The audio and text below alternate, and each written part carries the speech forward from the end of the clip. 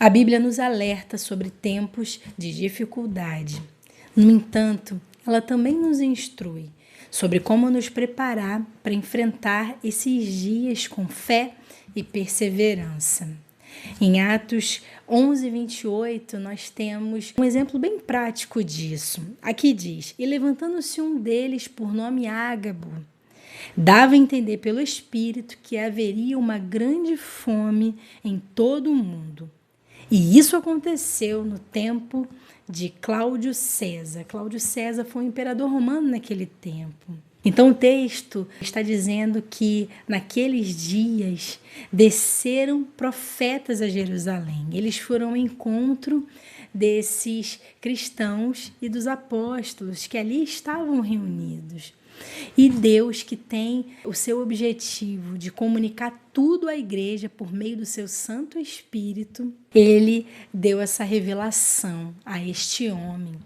Porque a igreja nunca pega de surpresa e também nunca pega desprevenida. Cristo, ele tem esse compromisso em revelar a ela tudo, todas as coisas. Aqui existem registros históricos que falam sobre isso, que comprovam, né? Nós vemos Flávio Joséfo no livro Antiguidades Judaicas, ele faz até um comentário em que uma rainha por nome Helena, ela era de Adiabene, que hoje é localizada ali na região do Kurdistão, que são os curdos, que eles estão ali naquela área da Síria, do Iraque, do Irã, da Turquia.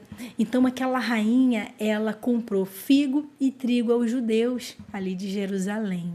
Então você vê o cuidado de Deus com o seu povo, né? Até mesmo com o povo judeu que havia rejeitado Cristo. Mesmo assim, nós vemos que através dessa rainha convertida ao judaísmo, Deus ele pôde ali aliviar o sofrimento daqueles judeus. Eu quero falar sobre 4 aspectos importantes sobre esse texto que nos dá a entender sobre como podemos nos preparar para esses dias difíceis. Então eu vou falar aqui sobre o primeiro, que é estar atento à direção de Deus. Nós vemos aqui que Ágabo, ele foi um profeta que ele estava sensível à voz de Deus. Ele era um homem que estava buscando conhecer a vontade do Senhor. Então Ágabo, ele dá essa revelação à igreja, dando essa importância em buscar ouvir a voz de Deus. Em oração, o cristão ele precisa ter uma vida de oração. Quando o cristão ele se levanta pela manhã e ora agradecendo a Deus pela noite de sono, entregando aquele dia todo diante do Senhor para que ele possa guardá-lo, abençoá-lo. E isso significa que aquele cristão ele tem o desejo não apenas de receber os livramentos de Deus, mas também de conhecer a sua vontade, de conhecer o seu plano para aquele dia. Então o cristão ele precisa desenvolver essa prática com Deus, para que Deus possa comunicar a ele aquilo que ele vai fazer, para que ele possa se preparar. Nós vemos nesse texto também a solidariedade mútua. Quando nós lemos mais à frente, nós vemos que os discípulos, eles ajudaram os irmãos mais pobres.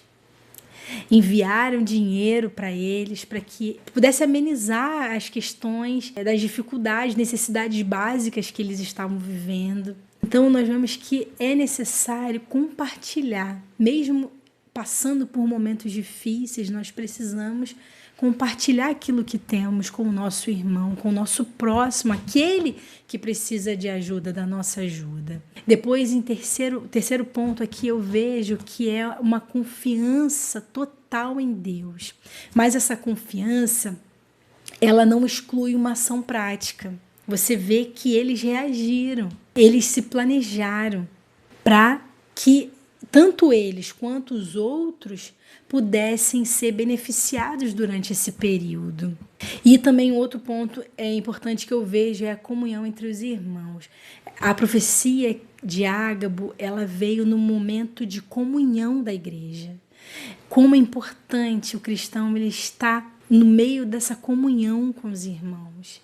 porque é ali que o Senhor vai ordenar a sua bênção, é ali que o Senhor vai estar falando com a sua igreja e revelando a sua vontade para que Ele possa capacitar os crentes para passarem por esses momentos de dificuldade. Então, é um texto pequeno, mas muito rico em instruções, para que o cristão ele possa saber lidar com essas questões difíceis e ter a certeza de que Deus não vai desampará-lo, vai fazer com que ele saiba o que fazer, como poder também ajudar o seu próximo. Que essas instruções possam fazer com que você venha compreender que o cristão precisa buscar essa direção de Deus, manter uma vida de oração, entender que Deus ele comunica, é Ele que está falando com o seu povo e é Ele que vai dar o livramento e o escape